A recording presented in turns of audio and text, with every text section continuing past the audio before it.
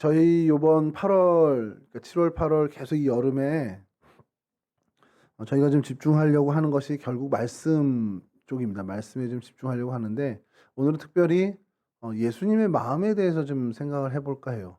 예수님의 마음을 아세요? 사실 내 마음도 모르면서 뭐 예수님 마음까지 알겠습니까? 여러분 제 마음은 아십니까?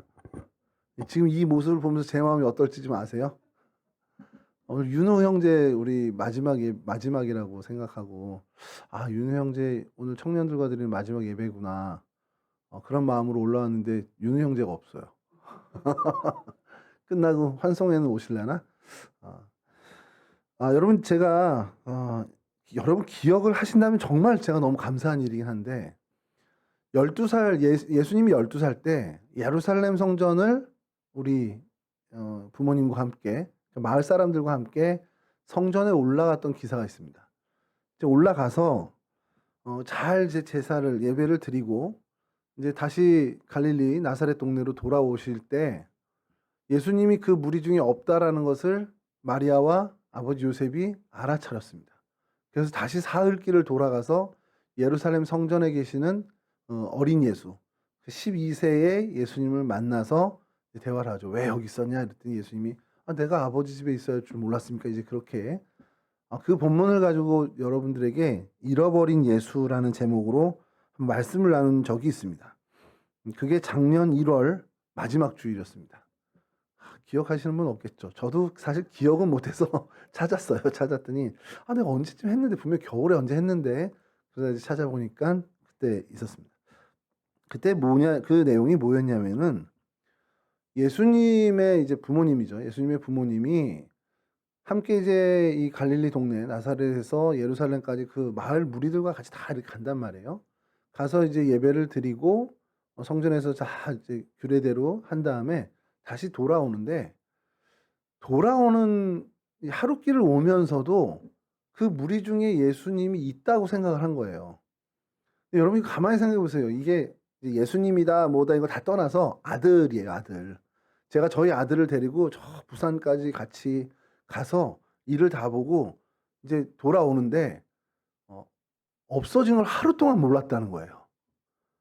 그럼 저는 어떤 아버지입니까? 그 많은 사람들이 어떤 부모님들이 저를 막 그 얘기만 들으면 야 저게 무슨 아버지야 이럴 거란 말이에요. 근데 예수님의 부모님은 조금도 의심하지 않았습니다. 예수님이 당연히 그 무리 중에 우리 마을 이 같이 갔던 사람들 돌아오는 길에 그 무리 중에 분명히 있다라고 생각을 한 거예요. 근데 실제로는 안 계셨단 말이에요. 그래서 그때 설교를 얘기하면서 뭐냐면 이 착각이 우리 안에 있는 착각 아니겠냐라는 겁니다. 여러분들 안에 예수님 계신가요? 우리 청년부 모임 안에 예수님 계십니까? 아멘, 예, 아멘 해주셔야죠. 없으면 진짜 곤란하잖아요. 안 계시면.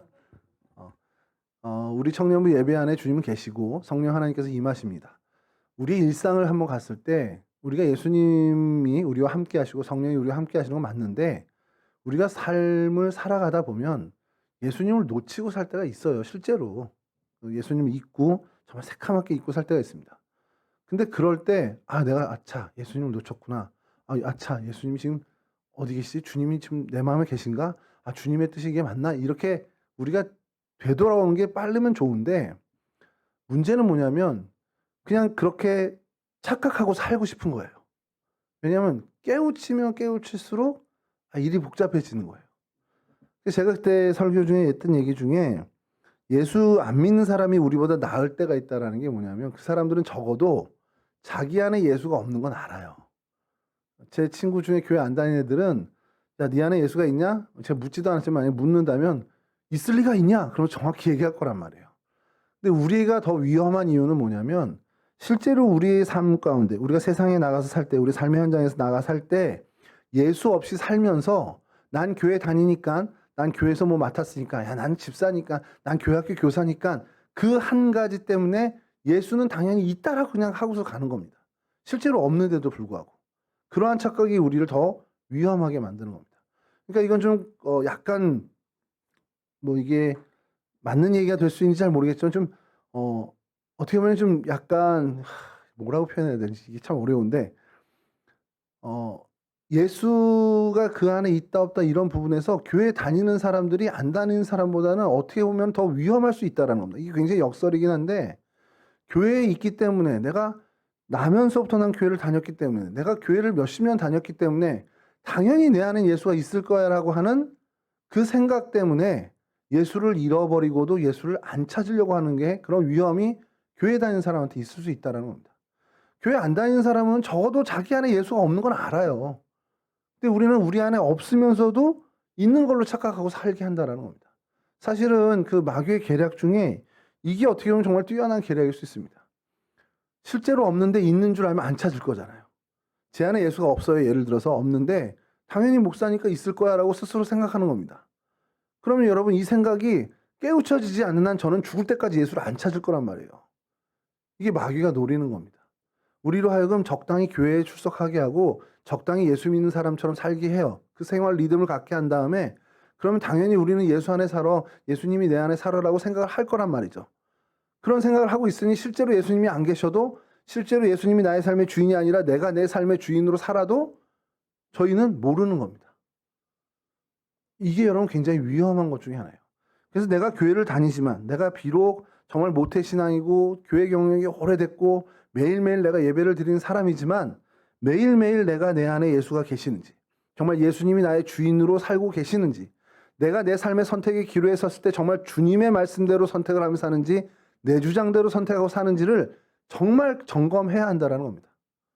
근데 이게 점검하면요 슬플 때가 좀 약간 마음이 괴로울 때가 있죠. 예수님은 분명히 이쪽으로 하라는 걸 알아. 우리가 다 알아요. 본능적으로 압니다. 예수를 오래 믿어왔기 때문에 주님이 기뻐하시는 길이 이건 거 다 알아요. 아니 다 알잖아요.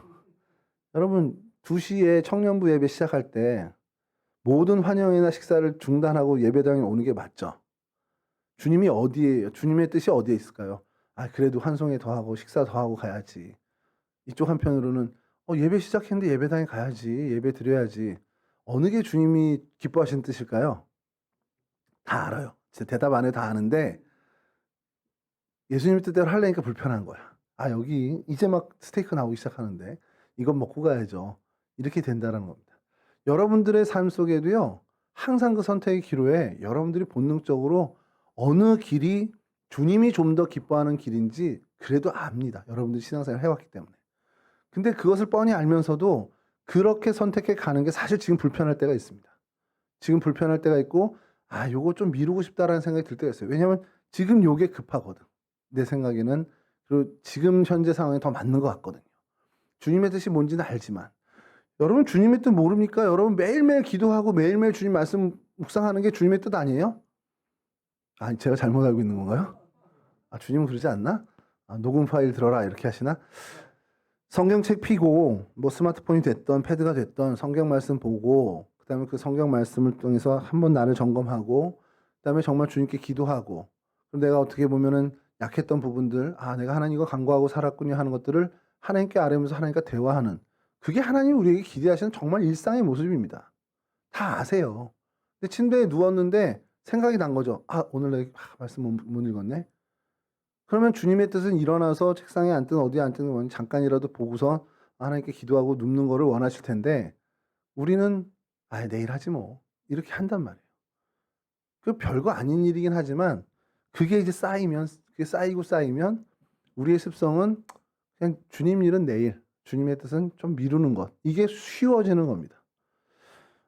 일전에 제 친구 하나가 교회를 지금은 되게 열심히 다녀서 감사한데 한참 방황하던 시절에 교회를 하루 안 나갔더니 한 주일 안 나갔더니 막 마음이 미치겠더라는 거예요.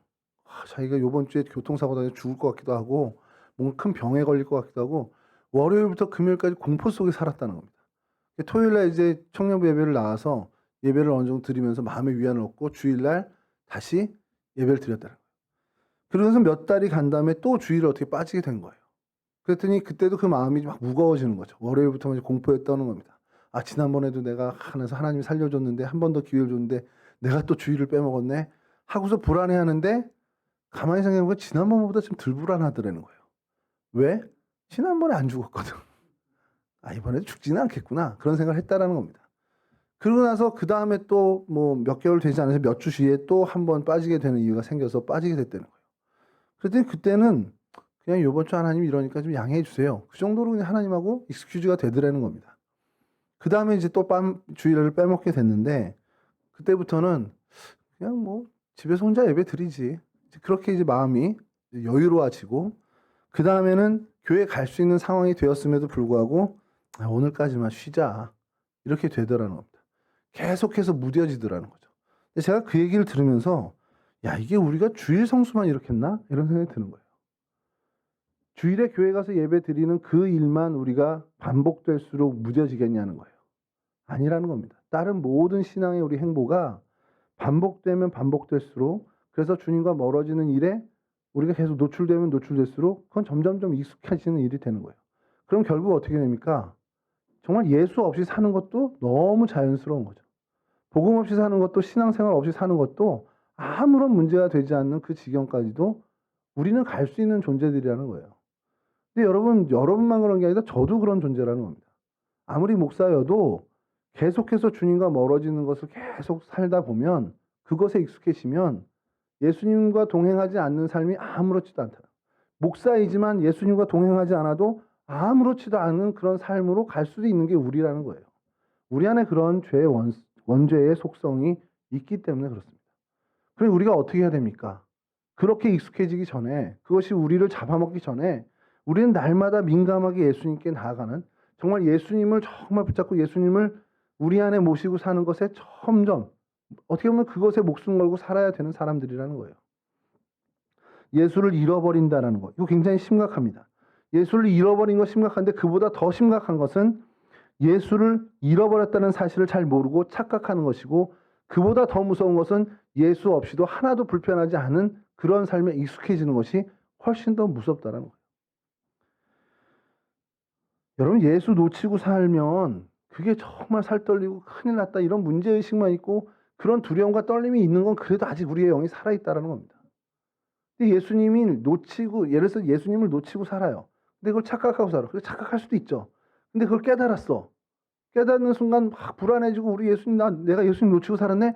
막 그러면서 다시 돌이켜와서 그 예수님의 아버지 어머니가 살 길을 다시 돌이켜 오듯이 돌이켜 와야 되는데 그런 긴장감이 없다면 우리는 큰일 난 겁니다.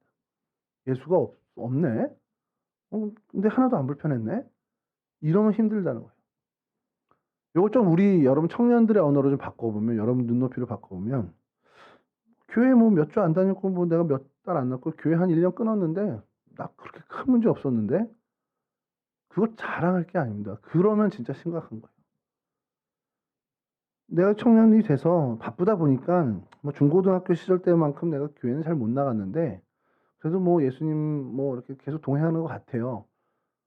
그러면서 이렇게 하는데 그게 착각이 아닐까라는 걸 생각해 보는 거예요. 이게 예수님이 나랑 같이 있는 게 아니고 내가 예수님과 동행하는 삶을 사는 게 아닌데 그냥 나 스스로 그냥 예수님이랑 같이 있다라고 생각하면서 그냥 편하게 있는 거 아니냐. 그것을 점검해 볼 필요가 있다라는 겁니다. 요즘 그 감리교회 그래도 영향력이 있는 교회 중에 이제 선한 목자 교회가 있는데 거기 목사님이 제일 많이 하고 계신 게 지금 예수동행 운동입니다. 가만히 이게 무슨 얘기인가를 봤는데 그냥 우리 가까이 있는 여기 S교회 S 목사님이 얘기하시는 날마다 말씀을 가까이 하는 그것과 같은 운동이더라고요. 그게 왜 중요한지를 제가 잘 모르다가 요 근래에 좀 자꾸 이 말씀을 오늘 준비하면서 또 생각하게 된 것이 뭐에 노출되어 사느냐가 우리를 결정짓습니다. 이게 좀 쉽게 얘기해서 저의 형질을 구성하는 것들이 제가 안 먹은 것들이 있을까요? 이 몸에? 제가 섭취하지 않은 것들이 제 형질을 구성하는 게 있을까요? 그러니까 어떤 단백질이 제 안에 들어오더라도 제가 먹은 그 돼지고기에서 어떻게든 해서 여기서 됐겠지. 제가 먹지 않은 윤우가 먹은 돼지고기가 제 안에 형질이 되지는 않을 거 아니에요. 이상하잖아요. 그렇게 되면. 무슨 얘기냐면 내가 날마다 어디에 노출되어 있느냐. 그렇게 어떤 시간을 살아왔느냐가 나를 결정하는 거예요. 내가 어디에 노출되어 있고 어떤 것을 보고 어떤 것을 내가 느끼고 어떤 것을 바라고 살았냐에 따라서 내 생각이 결정됩니다. 그 내 생각이 결정된 대로 내가 생각을 하면 살다 보니 내 삶이 결정되는 거고요. 그게 내 인생, 지금 현재의 나를 결정하는 거라는 거예요. 매일매일 예수를 믿고, 수년간 예수를 믿고 교회를 다니고 나름대로 은혜도 받아보고 나름대로 정말 눈물도 흘려봤단 말이에요. 근데 우리 삶이 왜 안 변하죠? 7일 중에 하루만 그러니까. 더 많은 시간 6일 동안은 하나님과 무관한 예수의 마음과 무관한 세상에서 세상에 노출돼서 세상의 생각들과 세상의 어떤 논리들을 접하고 거기에 노출돼서 살다 보니까 거기에 더 익숙해지는 거라는 겁니다. 내가 날마다 뭘 보고 날마다 뭘 경험하고 날마다 뭘 내가 접하느냐가 사실 나를 만드는 거예요. 근데 우리는 그런 거 별로 경계 안 하고 내가 교회를 몇 년 다녔는데 윤희야 몇 년 다녔지? 24년이나 다녔는데 세준 형제 몇 년 다녔습니까 교회? 10년? 와 그럼 누가 더 우리 수치상으로 한 24년 다닌 사람이 더 낫다. 근데 안 그렇다니까요. 그거는 아무 상관없다니까요. 전 50년 다녔잖아요. 50년 엄청 많이 다녔다. 지금 생각해보니까. 50년 다녔으면 이미 성화해야지. 이미 뭔가 순교의 피 흘리고 정말 뭔가 큰 교육에 큰 획을 그었어야죠. 50년을 다녔는데. 근데 그렇지 못하잖아요. 여러분 우리가 어떤 몇 년을 예수를 믿었고 언제 예수를 알았냐 이게 중요한 게 아니라 정말 얼마나 많은 우리의 삶의 시간에서 우리를 주님께 노출하고 주님과 동행하고 사느냐가 중요하다라는 겁니다. 오늘 주일 예배 마치고 돌아가면 이제 일주일 동안 할 거 다 했으니까 이제 내 할 의무는 다 했다. 신앙적인 의무는 다 했다. 이제 내 생활에서 나는 나의 삶을 내가 할 걸 해야 되겠다. 이게 아니라 오늘 주일이니까 주일 예배 드리고 내일은 월요일이니까 월요일에 맞는 주님의 일을 하고 주님과 교제를 하고 그 다음 화요일은 화요일에 맞는 주님과의 교제를 하는 겁니다. 주일은 모여서 예배 드리는 날이니까 모여서 예배 드려서 주님과 그 일을 하는 거고 월요일은 내가 직장이든 학교에든 가서 내가 그곳에서 주님과 하는 일을 해야 되는 거예요. 그날도 주님의 날입니다. 근데 우리가 자꾸 착각하는 게 요 한 날만 우리가 그래도 좀 보람 있게 보내면 우리 기준에 각자의 기준에 보람 있게 지내면 나머지는 다 프리하게 지내도 되는 것처럼 우리 스스로 착각하고 있다는 거예요. 나 이번 주에 예배 드렸는데 뭐. 아까 말씀드린 그 친구가 그 두려움이 왔을 때 그 얘기를 하더라고요. 주일날 교회를 안 갔는데 뭐가 그렇게 제일 겁났냐 그랬더니 죽을 것 같더라는 거예요. 그게 이제 뭐 괴로워서 죽는 게 아니라 교통사고가 난다거나 아니면 무슨 자기도 발견 못했던 그 병이 그 주간에 발견되거나 이런 두려움에 정말 그래서 얘가 좀 이상한가 솔직히 이렇게 얘기해서 야 그런 거는 아니잖아 그랬더니 진짜 그런 두려움이 엄습하더라는 거예요 자기한테는. 그러니까 이게 뭐냐면 그 친구 생각의 근간에는 주일날 이렇게 예배드리는 것이 하나님께 어쨌든 간에 자기가 하나님을 약간 얼르고 달래는 것 같은 거죠. 이렇게 하나님께 했으니까 나한테 큰 화를 안 주시겠지 이번 한 주 동안은. 주일날 와서 하나님께 또 예배 드렸으니까 그 다음 주 좀 평안하겠지. 그렇게 하나님과 어떻게 보면은 주고받는 그러니까 뭐라 그래 기브 앤 테이크 관계처럼 이렇게 살아가는 거예요. 근데 우리의 신앙이 그건 아니잖아요. 여러분 오늘 예배 드렸지만 내일 당장 우리가 큰 사고가 날 수도 있는 거고 삶에 큰 어려움을 겪을 수도 있습니다. 근데 그게 오늘 주일 예배 때 우리가 신령과 진정으로 예배 안 드려서 그런 건가요? 그럴 수도 있다고 생각은 하지만 근데 그건 아니잖아요 근본적으로. 오늘 이 빌립보서에서는 예수를 잃어버린 이 부분과 연관해서 우리 마음을 예수의 마음으로 품으라는 건데 이거 사실은 그 원어적인 표현을 하면 바꾸라는 겁니다. 우리 마음을 예수의 마음으로 좀 바꿔봐라라는 겁니다. 예수의 마음이 뭡니까? 오늘 이 빌립보서 적어도 2장에 나오는 예수의 마음이 뭐예요? 앞에 얘기하는 것들은 있죠. 뭐 마음을 같이하여 사랑을 가지고 뜻을 합하여 한 마음 품고 뭐 무슨 일을 하든지 다툼이나 허영으로 하지 말고 겸손한 마음으로 하면서 각자 자기를 남보다 어떻게 보면 남을 나보다 좋게 여기고 그렇게 하라는 거예요. 근데 어쨌든 그 일로 인해서 바울이 얘기하는 것 기쁨이 충만케 하는 그런 일을 하는데 그러면서 권면하는 게 너희 안에 이 마음을 품으라 곧 그리스도 예수의 마음이냐 하면서 진짜 예수님의 마음이 어떤 건지를 설명합니다. 잘 들어보십시오. 이걸 지금 세 번역으로 좀 제가 해보겠습니다. 그분은 하나님의 모습을 지녔으나 하나님과 동등함을 당연하게 생각하지 않으셨습니다. 오히려 자기를 비워서 종의 모습을 가지시고 사람과 같이 되셨습니다. 그는 사람의 모양으로 나타나셔서 이제 여기서부터 중요합니다. 자기를 낮추시고 죽기까지 순종하셨으니 곧 십자가에 죽기까지 하셨습니다.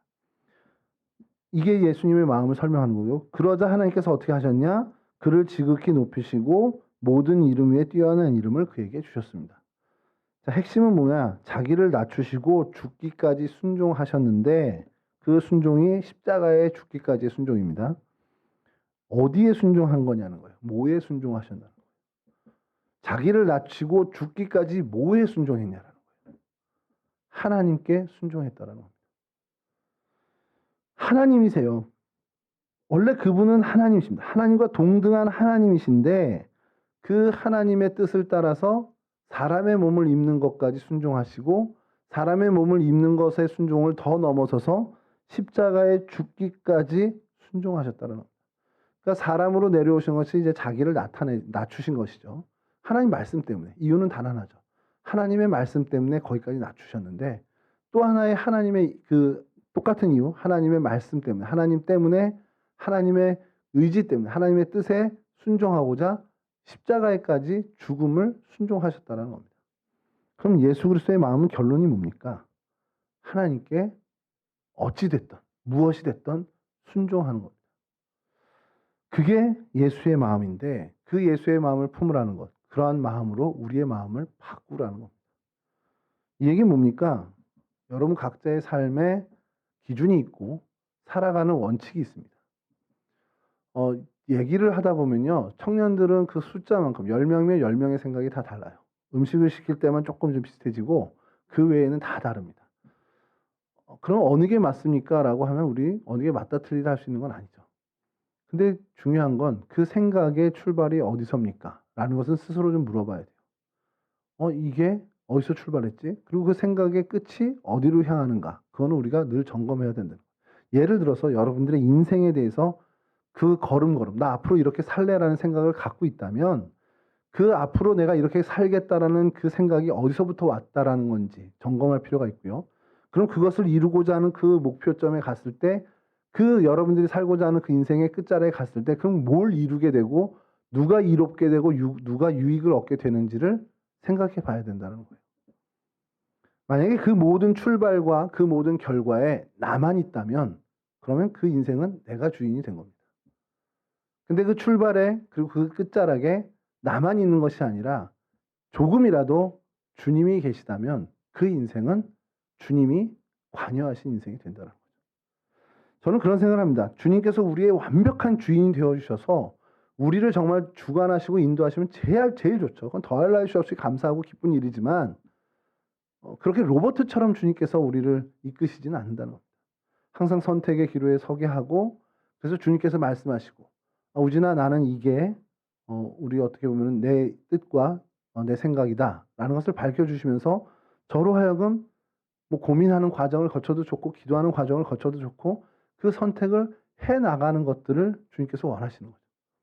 여러분들에게 주님께서 어떠한 인생의 길을 허락하실지 모르지만 그 제시한 길을 여러분들이 이건 주님의 뜻이에요? 그럼 제가 순종하고 가야죠 라고 선택할 수 있는 그러한 크리스찬 청년이 되어야 한다는 겁니다. 사실 그걸 소망하면서 가는 거죠, 저희는. 근데 이게 쉽지는 않다라는 겁니다.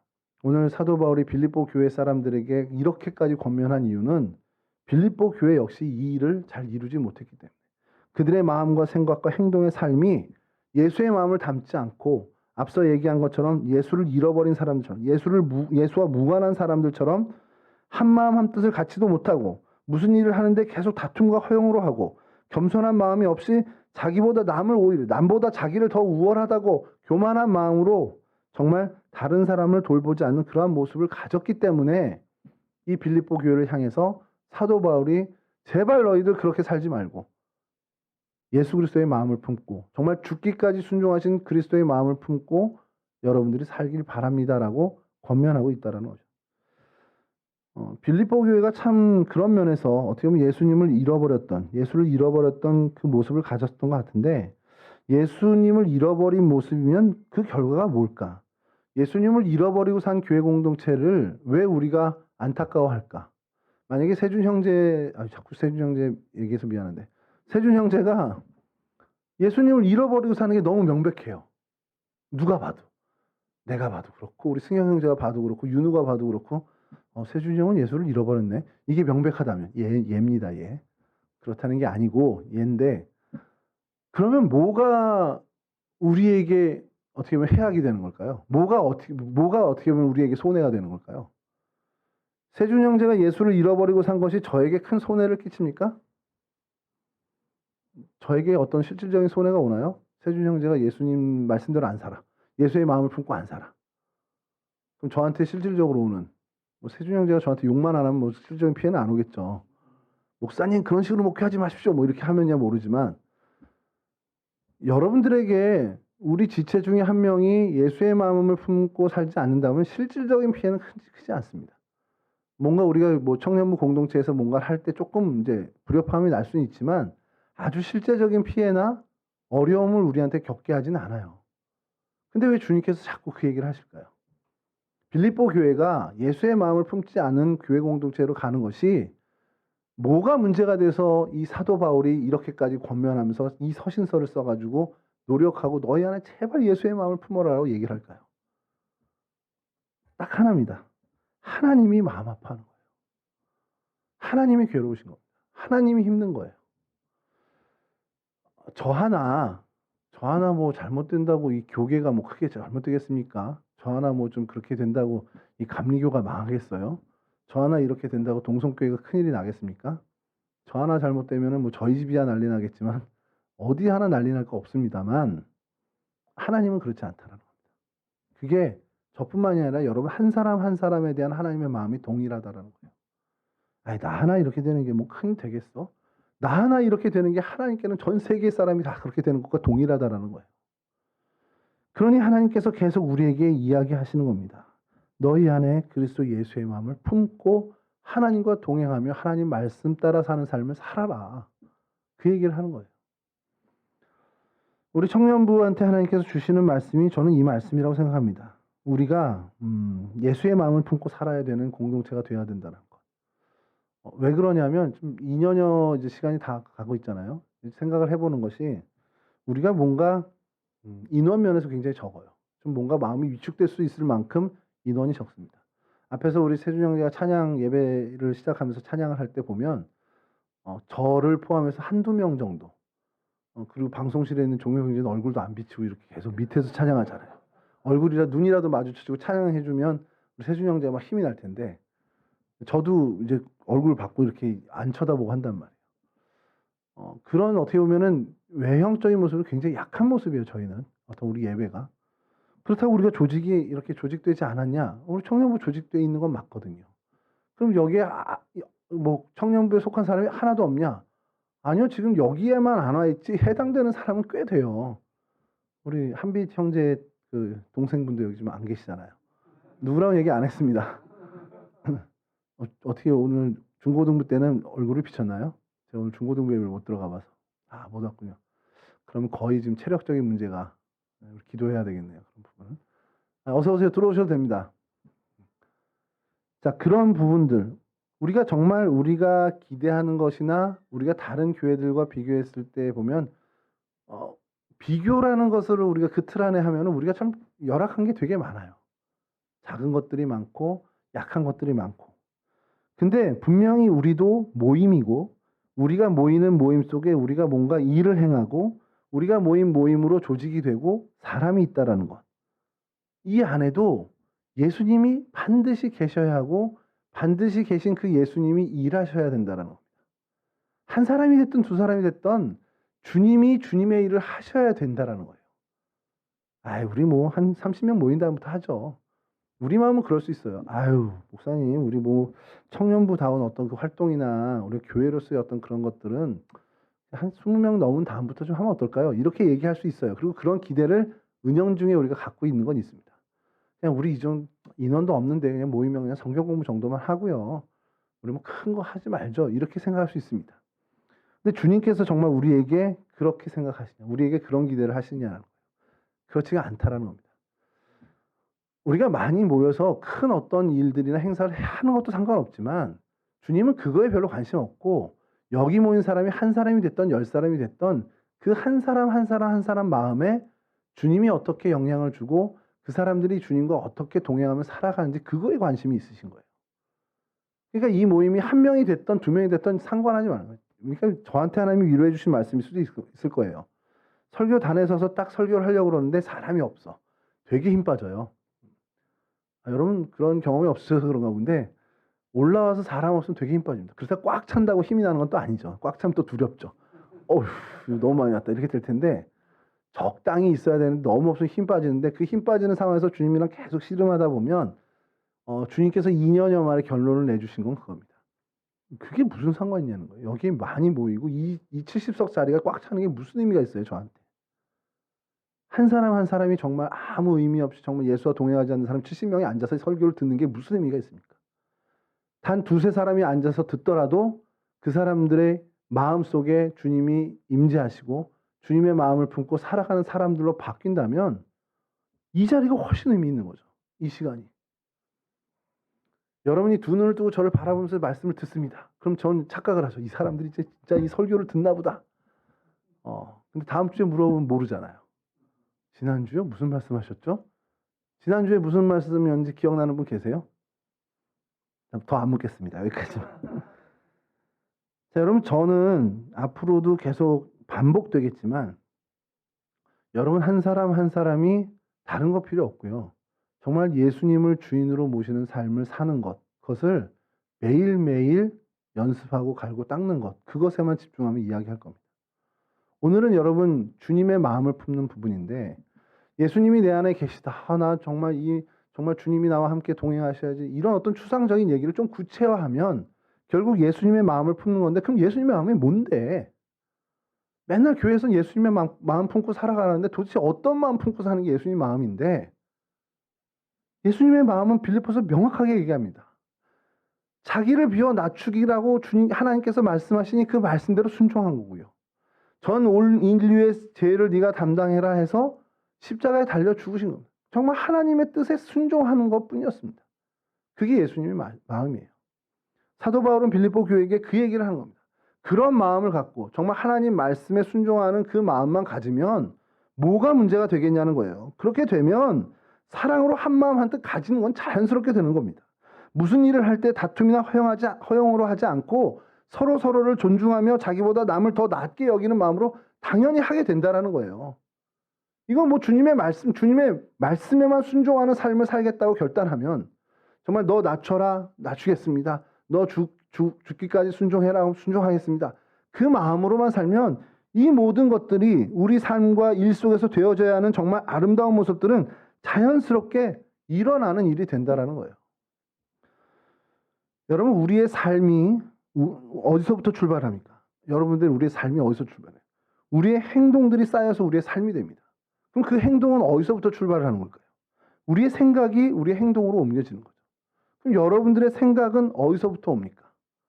그게 중요한 겁니다. 여러분의 마음에서부터 온다고 성경에서는 이야기하는데 그 마음이 예수의 마음으로 바뀌면 예수의 마음을 품으면 우리 성경의 표현대로 품으면 또 언어에 가깝게 그 마음으로 바뀌면 우리의 생각은 예수의 생각으로 바뀌고 예수의 생각대로 갑니다. 예수의 생각대로 가고 예수의 생각대로 살다 보면 예수의 뜻에 합는 주님의 뜻에 합당한 행동을 하게 되죠. 주님의 뜻에 합당한 행동을 하다 보면 그 행동이 쌓여서 삶이 되는데 주님이 원하시고 주님이 바라시는 삶을 사는 그런 인생이 되는 거라는 거예요. 그러니까 출발은 결국 예수님의 마음을 품고 예수님의 마음으로 우리의 마음을 바꾸는 거. 거기서부터 출발이라는 겁니다. 자, 그럼 그 마음이 뭐냐? 다시 한번 말씀드립니다. 하나님께서 낮추실 때 낮추고 하나님께서 가라 하실 때 가시는 하나님 말씀에 순종하는 마음이라는 거예요. 말씀대로입니다. 말씀대로. 근데 중요한 건 그래 나 오늘부터 정말 나도 예수님의 마음을 품고 예수님 마음으로 살아야지. 그래서 난 정말 말씀에 순종하는 삶을 살아야겠어. 결단했어요. 근데 말씀을 안 봐. 그럼 어떻게 순종하게 되는 거예요? 난 말씀대로 사는 인생을 선택했습니다 하고서는 말씀을 이제 펴보질 않습니다. 말씀을 듣지 않습니다. 그러면 아무리 각오하고 결단하면 아무 소용이 없다라는 거예요. 아무리 100번을 결단하면 뭐합니까? 말씀이 뭔지를 모르는데. 오늘 나에게 하나님이 원하시는 하나님의 뜻이 무엇인지 관심 없고 쳐다도 안 보는데 내가 백날 결단해서 하나님 뜻대로 살겠습니다 결단하면 무슨 소용이 있냐라는 거예요. 그러니까 여러분들에게 늘 얘기하지만 우리가 말씀과 기도의 생활에 계속해서 나를 매일매일 어떻게 보면 그 말씀과 기도 생활에 노출시키고 그 생활을 해야 나가는 이유는 결국 그 말씀과 기도 생활을 통해서 주님이 나에게 말씀하시기 때문에 그렇습니다. 지난주 말씀을 여러분들과 하고서 한 가지만 우리는 실천하자 해서 하루에 1분도 좋고 2분도 좋고 정말 잠깐이라도 좋으니까 스마트폰도 좋으니까 잠깐 켜서 말씀을 좀 보시라. 그리고 감사일기 우리가 해왔는데 5가지 쓰는 것까지 무리니까 하루에 한 가지만이라도 좀 쓸 수 있으면 써달라라고 얘기를 했어요. 부장선생님부터 해서 우리 청년부 단톡방에 올려주셔서 이게 이렇게 되네라는 생각으로 제가 어저께까지 막 감동을 하고 있었습니다. 여러분 이런 것들이 좀 됐으면 좋겠다는 거예요. 아주 잠깐이지만 내가 이 하루 하나님을 잊지 않았습니다. 하나님을 기억했습니다. 기억하고 살고 있습니다라는 것을 하나님께도 좀 보여주자라는 겁니다. 내 안에 예수가 없다라는 거. 생각만 해도 싫습니다. 내 안에 주님이 계셔야죠. 그런 긴장감으로 살았으면 좋겠다는 거예요. 예수님이 없는데도 불구하고 당연히 계시겠지. 그리고 정말 어떻게 보면 전혀 그런 착각으로 살아가는 그런 딱한 인생이 아니라 정말 예수님이 안 계시면 어떡하지? 예수님이 내 인생에 동행해 주지 않으시면 어떡하지라는 그 긴장감으로 살아가는 사람들이 되었으면 좋겠다라는 거예요. 말씀 하루 안 읽었다고 뭐 큰일 나겠어? 그런 어떤 안일함이 아니라 하루 안 읽는 그것이 쌓이면 내 인생이 망가지겠구나라는 긴장감으로 정말 힘들고 어렵다 하더라도 매일매일 말씀에 나를 노출하는 그러한 선택, 그러한 인생을 사는 여러분이 되었으면 좋겠다는 겁니다. 사실 그렇게 되는 것이 우리 동성교회 청년부를 향한 하나님의 어떻게 보면 진지한 뜻일 수밖에 없는 것이 우리가 뭘 살 수 있는 게 사실상 없잖아요. 우리 여름 수련회도 우리 다른 교회랑 비교해서 죄송합니다만 우리보다 더 열악한 교회들도 있지만 다른 교회들 1박 2일, 2박 3일 단기 선교 간다 이렇게 하는데 우리가 아직 그게 지금 어려운 상황이 됐어요. 코로나랑 겹친 것도 있고 해서 몽골도 가고 미얀마도 가야 되는데 준비를 작년 올해 계속 할 수 없는 상황이죠. 내년도 사실은 기약을 못하는 상황이지만 계속 기도하는 겁니다. 근데 그런 상황에서 그럼 우리 그럼 아무것도 안 하고 넋놓고 있어야겠냐라는 거예요. 아니요, 이제 지금은 내실을 기할 때예요. 지금은 하나님이 우리에게 주신 기회입니다. 우리 각자 한 사람 한 사람이 하나님과 친숙한 교제를 나누는 그 일을 맛보는 하나님을 정말 내 삶에서 하나님과 진한 교제를 맛보는 기회를 하나님이 주신 거예요. 그러니까 이 시간에 우리가 넋놓고 앉아있고 우리 너무 할 게 없어. 우리 지금 할 수 있는 조건들이 안 돼. 이러고 앉아있는 게 아니라 이제 지금은 적어도 언제까지가 될지 모르지만 지금은 한 사람 한 사람이 하나님과 교제하는 것에서 집중해야 된다는 것이죠. 여러분 주님의 마음을 품는 우리 동성교회 청년들 모두가 되실 수 있기를 간절히 바랍니다. 그 마음이 구체적으로 무엇이냐? 하나님 뜻에 순종하는 마음입니다. 하나님 뜻을 어떻게 알겠습니까? 하나님 말씀 봐야죠. 하나님께 기도해야죠. 하나님이랑 대화 한마디도 안 하면서 하나님의 뜻을 어떻게 합니까? 저희 아들이 저한테 가끔 그러거든요. 훈아 그러면 알았어. 어떻게 알아? 이 한마디를 어떻게 알아? 그럼 순간 든 생각이 하나님이 나한테 우진아 그랬어요. 내가 알았어요 하나님 이랬으면 좋겠는 거예요. 그 정도 영성이 됐으면 좋겠다. 이런 생각을 혼자 막 엉뚱하게 하는 거죠. 여러분들도 좀 그랬으면 좋겠습니다. 세준아 하나님이 정말 미세한 음성으로 마음속의 울림으로 말씀하실 때 하나님 무슨 말인지 알겠습니다. 즉각 그렇게 움직일 수 있는 분들이 됐으면 좋겠어요. 그러기 위해선 말씀이 내 안에 차야죠. 성경 말씀을 읽어봤어야 하나님 말씀이 생각나야죠. 그래 사람의 행실이 여호와를 기쁘시기만 하면 그 원수까지라도 더불어 화목하게 해주신다 그랬지. 그러면서 저 사람과의 어떤 갈등에서 내가 먼저 가서 화해하고 그런 말씀이 생각나려면 말씀을 읽어야죠. 하나도 말씀을 안 읽었는데 어디서 이상한 불경 같은 게 생각나면 어떡해. 큰일 나죠. 기본적으로 우리가 하나님 말씀을 많이 우리 안에 우리 심령 안에 채워넣는 게 중요합니다. 왜냐하면 하나님이 그 말씀을 통해서 우리에게 말씀하시죠. 어느 날 갑자기 여러분들에게 이게 신비주의를 얘기하는 게 아니에요. 어느 날 갑자기 여러분들 마음속에 거부할 수 없는 성경 말씀이 계속 떠오른다. 그럼 여러분 그 말씀을 계속 묵상해야죠. 묵상하면서 하나님의 뜻이 뭔지 물어야죠. 근데 그런 아무것도 하나님과 정말 태어나서 성경을 한 번도 안 본 사람이 하나님의 뜻을 어떻게 알 수 있겠습니까? 물론 신비한 역사를 하나님이 하실 수 있겠죠. 하나님이 그 사람에게 가장 적절한 방법으로 천둥 번개를 동원해 가지고 할 수도 있지만 기본적으로 하나님이 우리에게 하실 말씀은 성경 안에 이미 다 들어 있습니다. 우리가 성경 말씀을 우리 안에 채우면 하나님은 이 성경 말씀을 통해 우리에게 하실 말씀을 하세요. 그게 어느 날 기도하는데 막 이렇게 할 수도 있는 거고, 매일매일 내가 성경을 1분이라도 보겠다고 보는 그 와중에 하나님께서 그 말씀을 통해 우리에게 하실 말씀을 하신다라는 겁니다. 이게 우리에게 필요합니다. 지금 우리 청년부에겐 정말 절실히 필요한 거죠. 근데 이걸 덮어버리고 안 봐. 아예 신경 안 써. 근데 하나님 말씀대로는 살 거야 라고 얘기한다면 그것처럼 모순되는 게 세상에 어디 있습니까? 여러분, 바라기는 여러분들 주님의 마음을 품으라, 아니 주님의 마음으로 바꾸실 수 있기를 바랍니다. 주님께서 하나님과 동등됨을 과감하게 버리시고 종의 형체, 사람의 모양을 입으신, 정말 자기를 그렇게 비하시키는 단 하나의 이유는 하나님의 뜻이었습니다. 자기의 생명을 내어주고 십자가에 보혈의 피를 흘린 단 하나의 이유는 하나님의 뜻이었습니다. 여러분들이 어떤 삶을 선택하고 그 삶을 살아갈 때 많은 사람들이 볼 때 이해를 할 수 없고 어떻게 보면 안타까워하는 것이라 할지라도 그 이유가 하나님의 뜻이라면 우리는 기뻐할 수 있습니다. 하나님께서 여러분을 기뻐 받으실 거고요. 하나님이 하나님 말씀에 순종하는, 하나님의 뜻에 순종하는 여러분들을 예수 그리스도를 높이신 것처럼 여러분들을 영화롭게 해주신다는 사실입니다. 그와 같은 귀한 은혜를 누리시는 저와 여러분들 되실 수 있기를 주님의 이름으로 간절히 축원합니다. 기도하겠습니다. 좋으신 아버지 하나님, 감사합니다. 오늘도 변함없이 저희들 가운데 은혜 주셔서 하나님 앞에 나와 하나님을 예배하게 하시니 감사를 드립니다. 하나님, 우리를 하나님 자녀 삼아 주셨고 하나님 뜻에 합당한 인생으로 하나님께서 세워주셨음에 감사를 드립니다. 이제 하나님, 하나님의 그 영광을 위하여, 하나님의 기쁨이 되는 삶을 위하여 우리가 결단하고자 하오니 우리가 정말 예수의 마음으로 우리의 마음을 바꾸기를 원합니다.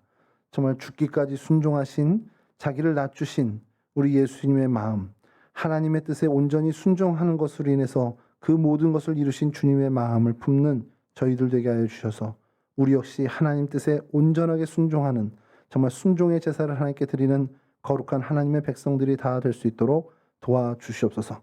하나님 말씀하시오면 그 말씀대로 준행하는 하나님의 귀한 일꾼들, 주님의 백성 되길 원하오니 하나님 말씀하실 수 있도록 주의 말씀을 더욱더 가까이 하는 우리 청년들 되게 하시고, 주의 말씀을 매일매일 묵상하며 그 말씀을 나의 하나님 정말 영의 양식으로 삼는 우리 청년들 모두가 될 수 있도록, 그렇게 하나님 말씀을 보고 하나님 말씀을 묵상하는 데에 부지런한 인생들 될 수 있도록 하나님께서 도와주시옵소서.